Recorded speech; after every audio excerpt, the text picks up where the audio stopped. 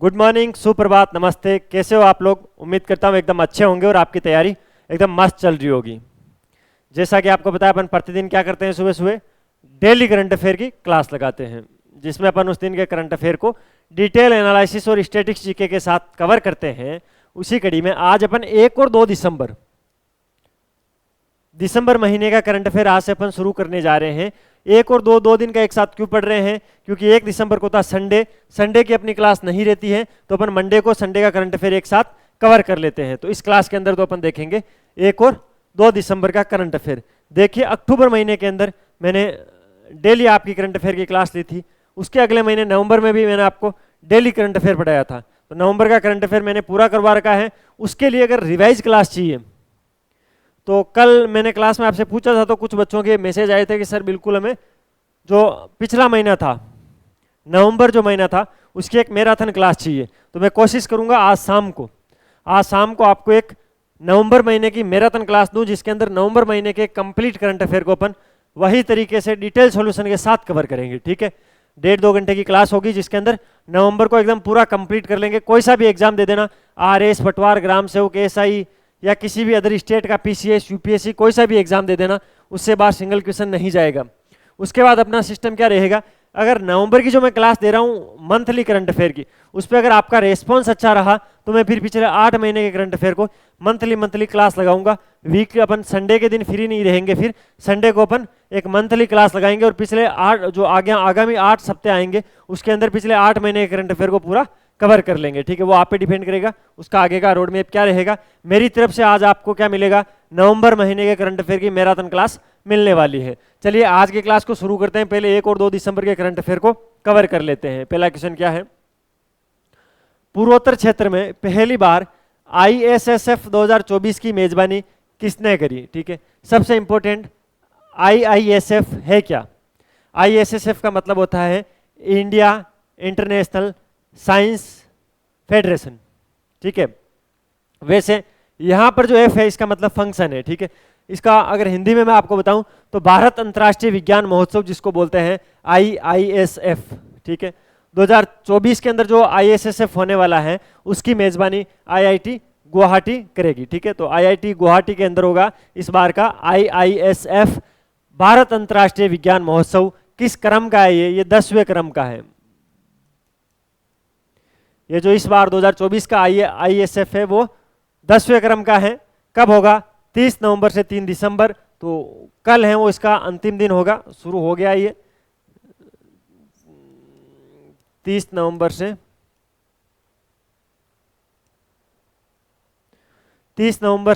3 दिसंबर के मध्य ये होगा।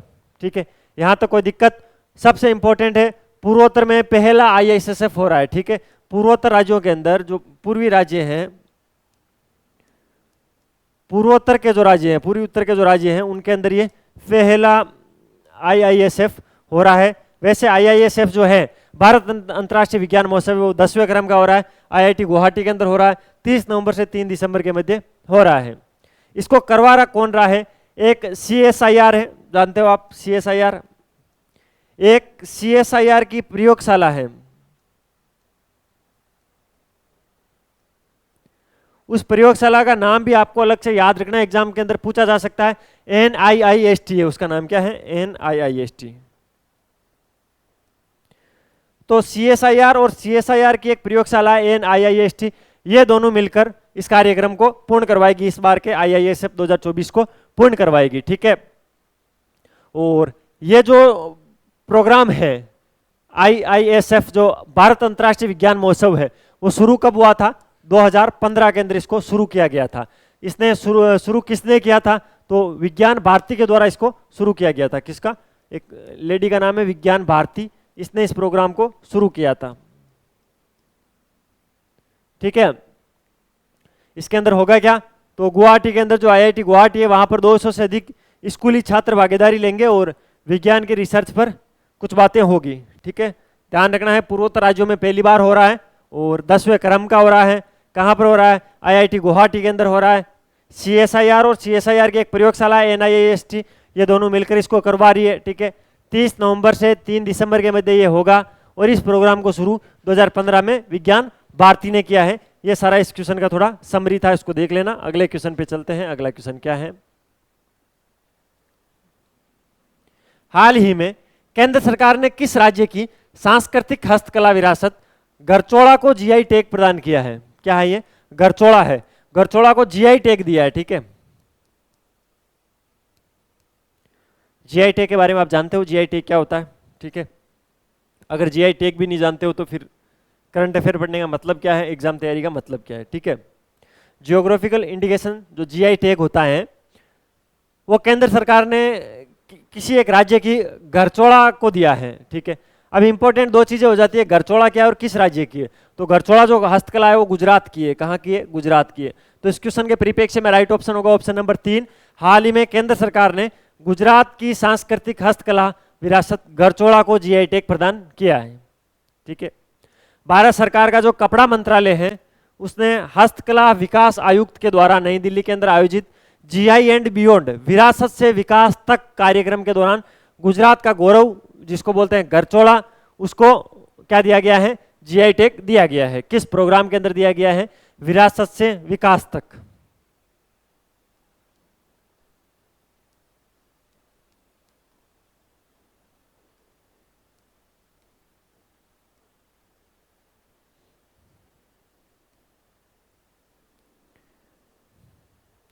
प्रोग्राम हुआ था विरासत से विकास तक। कहां पर हुआ था?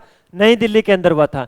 जीआई एंड बियॉन्ड विरासत से विकास तक प्रोग्राम नई दिल्ली के अंदर भारत सरकार के कपड़ा मंत्रालय के हस्तकला विकास आयुक्त के द्वारा जो गुजरात की गरचोड़ा है उसको क्या दिया गया? जीआई टैग, ठीक है। गरचोड़ा एक्चुअल के अंदर जो कपड़ा होता है, कपड़े पे की हुई एक प्रिंटिंग होती है, ठीक है। हिंदू और जो जैन समाज है गुजरात का, वो विवाह हो गया या कुछ ऐसे मांगलिक कार्यक्रम हो गए, ठीक है। मांगलिक कार्यक्रम समझते हो आप? कोई हवन हो गया, कोई पूजा हो गई, कोई विवाह हो गया, ठीक है। उसमें इस गरचोड़े को पहना जाता है। गरचोड़ा वैसे एक साड़ी भी है, साड़ी का भी एक रूप है गरचोड़ा।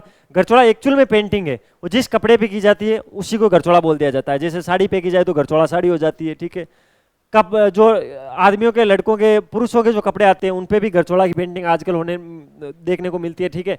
तो गरचोड़ा जो होता है वो कुछ कलरों पर फिक्स होता है कि इसी कलर का गरचोड़ा हो सकता है।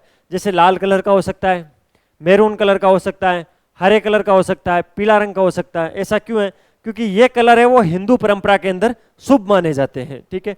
तो हिंदू परंपरा में जो कलर शुभ माने जाते हैं उन कलरों पर इस गरचोड़ा को किया जाता है, ठीक है। अब बात की जाए वर्तमान के अंदर गुजरात में जीआई की क्या स्थिति है। वर्तमान में गुजरात की 27 चीजों को 27 जीआई टैग मिल चुके हैं, ठीक है। अब बात की जाए हस्तकला। क्यों सर हस्तकला की क्यों की जाए? गरचोड़ा एक हस्तकला है, इसको हस्तकला की श्रेणी के अंदर जीआई टैग दिया गया है और ये 23वां है। तो हस्तकला के अंदर गुजरात कितना परिपूर्ण आप देख लीजिए।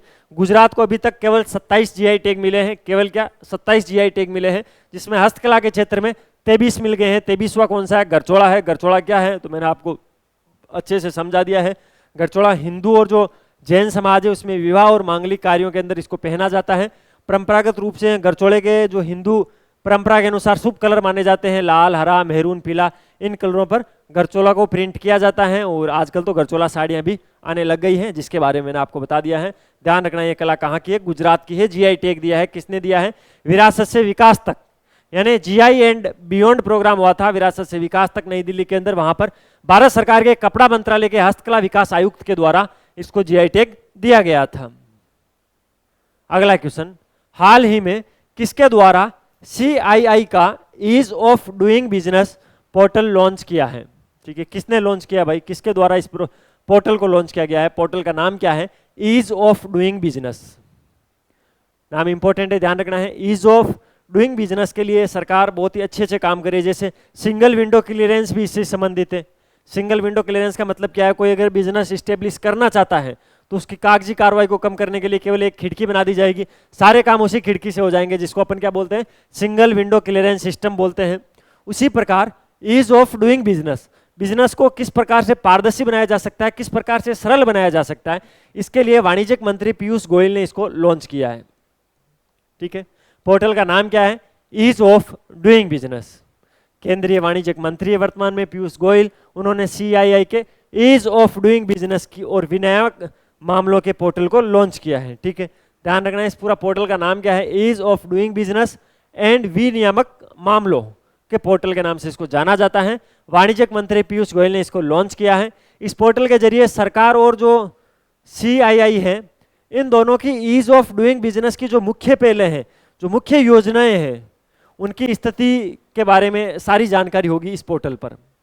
ठीक है, इसे लॉन्च करने से फायदा क्या होगा, भारत के व्यापार परिवेश की लोगों को गहन जानकारी हो जाएगी। उद्योग के लिए जो भी सुझाव दिए जाते हैं उन पर रियल टाइम काम किया जा सकेगा। व्यापार संचालन को पारदर्शी और जवाबदेही बनाया जा सकेगा इस पोर्टल के माध्यम से। ऐसा पीयूष गोयल ने कहा था कि इस पोर्टल को लॉन्च करने के पीछे मुख्य उद्देश्य यही रहेंगे, तो ये आपको ध्यान रखना है। ठीक है, ease of doing business portal किसने लॉन्च किया है, वाणिज्यिक मंत्री पीयूष गोयल ने लॉन्च किया है। अगला क्वेश्चन, हाल ही में किस बैंक ने ग्रामीण और अर्ध शहरी क्षेत्रों के ग्राहकों के लिए प्रगति बचत खाता सुविधा शुरू की है? HDFC बैंक ने। देखिए HDFC बैंक का जब भी नाम लेते हैं अपने दिमाग में एक चीज आती है कि सर ये एक व्यापारिक बैंक है, यानी इसके अंदर ज्यादातर करंट अकाउंट होते हैं। ठीक है, सेविंग अकाउंट बहुत कम होते हैं, जो फर्म के अकाउंट होते हैं। फर्म के अकाउंट का मतलब समझते हो, करंट अकाउंट। अगर आपके पास बिजनेस है, बिजनेस आपका GST के अंदर रजिस्टर्ड है, आपके पास एक फर्म है, तो ज्यादातर फर्मों के अकाउंट HDFC बैंक में होते हैं, और जो बचत खाते हैं वो बहुत ही कम है। लेकिन अब HDFC बैंक ने ग्रामीण और अर्ध शहरी क्षेत्रों के ग्राहकों के लिए प्रगति बचत खाता सुविधा शुरू की है। ठीक है, इसको खाते को लॉन्च करने के पीछे दो उद्देश्य होते हैं, एक तो जो बैंक बताती है, दूसरा जो नहीं बताती है। अच्छा सर, नहीं क्या बताती है? नहीं बताने का मतलब तो यही है कि इस खाते को शुरू करने के पीछे HDFC बैंक का मुख्य उद्देश्य है 17 मिलियन से ज़्यादा जो किसान हैं, ठीक है, 4600 से अधिक शाखाएं खोलेंगे, और जो 2/3 हिस्सा है भारत की आबादी का 2/3 हिस्सा है, जो किसान वर्ग हैं, मजदूर वर्ग हैं, उनको बैंकिंग सुविधाएं प्रदान करना, जिससे फायदा तो HDFC बैंक को भी होगा। ठीक है, ये तो नहीं बताने वाला है। बताती क्या है कि अर्ध शहरी और ग्रामीण क्षेत्रों में 4600 से अधिक शाखाओं का नेटवर्क हम जारी करेंगे, जिससे वहां की आबादी को फायदा होगा। ठीक है, तो वो आबादी का फायदा बताते हैं, अपना नहीं बताते, लेकिन इसके दो ही फायदे हैं, दोनों तरफ के फायदे देखना होगा। ठीक है, इससे क्या होगा, भारत का जो कृषि क्षेत्र है उसके लिए एक व्यापक बैंकिंग पारिस्थितिक तंत्र का निर्माण हो जाएगा।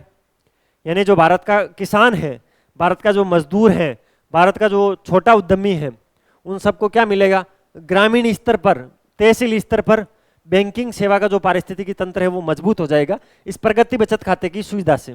ठीक है, इसके अंदर टारगेट यही रखा गया है 4600 से अधिक HDFC बैंक है वो अपनी शाखाएं स्थापित करेगी ग्रामीण स्तर पर।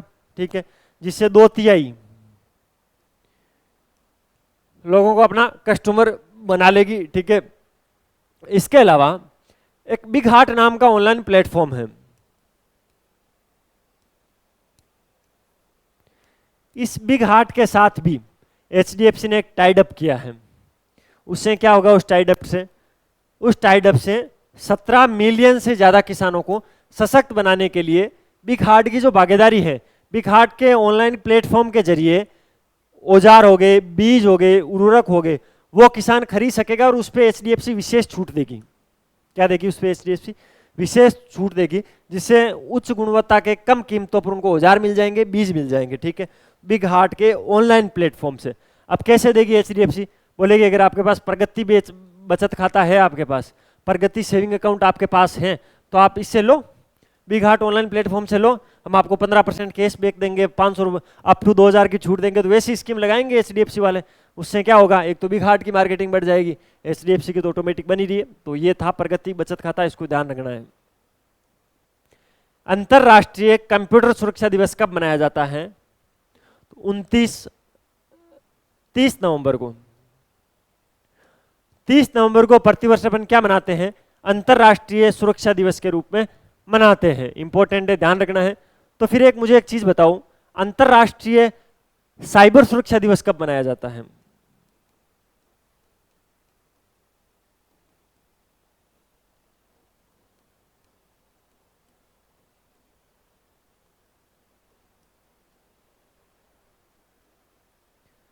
अंतर्राष्ट्रीय साइबर सुरक्षा दिवस कब मनाया जाता है? आपको जल्दी से कमेंट बॉक्स में बताना है, बताओ फिर, मैं इंतजार कर रहा हूं, बता दो। नहीं बता पा रहे हो तो भाई अंतर्राष्ट्रीय कंप्यूटर सुरक्षा के, जब अंतर्राष्ट्रीय कंप्यूटर सुरक्षा दिवस मनाया जाएगा उसी दिन इस दिवस को अंतर्राष्ट्रीय साइबर सुरक्षा के रूप में भी मनाया जाता है। कब मनाया जाता है? 30 नवंबर को मनाया जाता है, ठीक है। इसको मनाने का उद्देश्य क्या है? लोगों को कंप्यूटर के बारे में जागरूक करना, ठीक है। अंतर्राष्ट्रीय साइबर सुरक्षा दिवस क्यों मनाया जाता है? लोगों को जो ऑनलाइन ठगी है, अपने डाटा की प्राइवेसी है, उसको कैसे रखा जाए, उन सभी चीज़ों के बारे में बताने के लिए अपन अंतर्राष्ट्रीय कंप्यूटर सुरक्षा दिवस या अंतर्राष्ट्रीय साइबर सुरक्षा दिवस मनाते हैं। अगला क्वेश्चन है, हाल ही में केंद्र सरकार ने किस बैंक के साथ बागवानी से जुड़े किसानों के लिए 9 करोड़ 80 लाख डॉलर के ऋण के समझौते पर हस्ताक्षर किए हैं? ठीक है, केंद्र सरकार ने एशियाई विकास डेवलपमेंट बैंक के साथ किसानों के लिए 9 करोड़ 80 लाख डॉलर के ऋण के समझौते पर हस्ताक्षर किए हैं, ठीक है।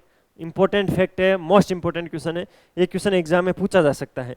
इस इनिशिएटिव के तहत क्या क्या जाएगा, क्यों ये किया गया है, वो सारी चीज़ें मैं आपको बताऊंगा। उससे पहले क्वेश्चन को एज इट इज फॉर्मेट में याद करने की कोशिश करना कि हाल ही में केंद्र सरकार ने किस बैंक के साथ बागवानी से जुड़े किसानों के लिए 9 करोड़ 80 लाख डॉलर के ऋण समझौते पर हस्ताक्षर किए हैं? तो एशियाई विकास डेवलपमेंट बैंक, एडीबी जिसको अपन बोलते हैं, ठीक है। तो भारत सरकार और एडीबी के मध्य समझौता हुआ है। बागवानी फसल के लिए किसानों को क्या किया जाएगा इसके अंदर? बागवानी फसल के अंदर तो किसानों को सर्टिफाइड यानी प्रमाणित रोग मुक्त रोपण सामग्री है वो प्रोवाइड करवाई जाएगी। यानी किसान जो होंगे उनको एक पहले सर्टिफिकेट दिया जाएगा कि हम जो भी आपको सामान दे रहे हैं, जो भी बागवानी वाला दे रहा है, ठीक है, जो भी दुकानदार दे रहा है, जो भी रिटेलर दे रहा है, उसको पहले किसान को एक सर्टिफिकेट देना होगा कि ये जो मैं फसल दे रहा हूँ रोग मुक्त है, इसका रोपण करो, इसके अंदर आपका कोई रोग नहीं लगेगा, ठीक है। उसके लिए एक पूरा तंत्र बनाने की जरूरत है। उसके लिए 98 मिलियन डॉलर के ऋण पर हस्ताक्षर किए हैं। किसने? भारत सरकार ने। किसके साथ? एशियाई विकास बैंक के साथ, ठीक है। इस परियोजना के तहत ये पैसे मिलने के बाद सरकार ने अब ऐसा कहा है कि हम स्वच्छ पौधे प्रमाणन योजना शुरू करने जा रहे हैं। क्या है?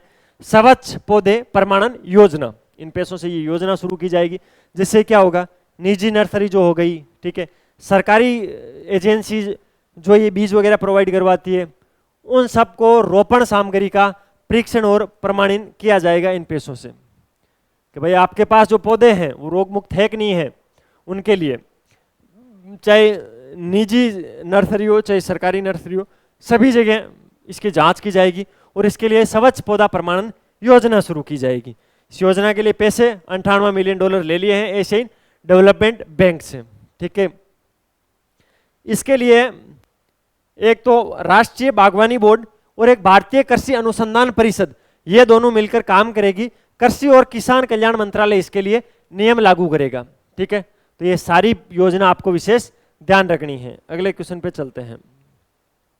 हाल ही में भारत ने विदेशों में संकटग्रस्त भारतीय महिलाओं की सहायता के लिए कितने वन स्टॉप सेंटर के प्रस्ताव को मंजूरी दी है? तो 9 इसके अंदर राइट है। पहले तो क्वेश्चन को अपन समझ लेते हैं।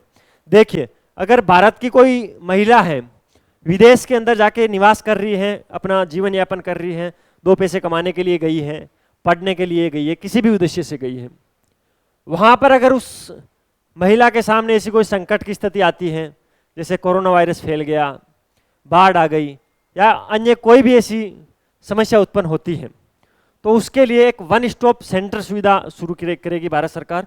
और शुरुआत के अंदर 9 वन स्टॉप सेंटर के प्रस्ताव को मंजूरी मिली है, ठीक है। पूरे मेट्रो आपने समझ लिया है। ये कहाँ कहाँ पर 9 खोले जाएंगे? बहरीन के अंदर खोला जाएगा, कुवैत के अंदर, ओमान, कतर, यूएई, सऊदी अरब। कितने हो गए? 6, ठीक है। लेकिन सऊदी अरब में 2 खोले जाएंगे, एक जेदा में और एक रियाद में। कितने हो गए? 7। आपने सर 9 का बोला है। ये 7 जो होंगे ना, वो आश्रय गृहों के साथ में होंगे। यानी इन वन स्टॉप जो सेंटर होंगे उसके साथ में एक आश्रय गृह रहेगा। अगर ऐसी स्थिति बन जाती है तो उनको वहां पर रोका जा सकेगा, ठीक है। 7 तो ये बनेंगे। एक बनेगा टोरंटो के अंदर और एक बनेगा सिंगापुर के अंदर। इन दोनों के अंदर आश्रय नहीं होंगे, लेकिन वन स्टॉप सेंटर जरूर होंगे, ठीक है। तो ये इस प्रकार से अलग अलग 9 बनाए जाएंगे 2 सरणियों के अंदर। एक क्या? एक आश्रय गृहों के साथ, एक बिना आश्रय गृहों के। तो 9 वन स्टॉप सेंटर के प्रस्ताव को मंजूरी दे दी है भारत के विदेशों के अंदर जो भी संकटग्रस्त भारतीय महिलाएं हैं उनके लिए, ठीक है। इसके लिए काम कौन करेगा? भारतीय समुदाय कल्याण कोष से इसके अंदर पैसे जाएंगे, ठीक है। इसकी स्थापना क्यों की गई है? यह संकट के अंदर फंसे हुए प्रवासी भारतीय नागरिकों के लिए आकस्मिक व्यय के रूप में काम करता है। कौन? भारतीय समुदाय कल्याण कोष। तो इसके अंदर भी कौन सहायता करेगा? भारतीय समुदाय कल्याण कोष।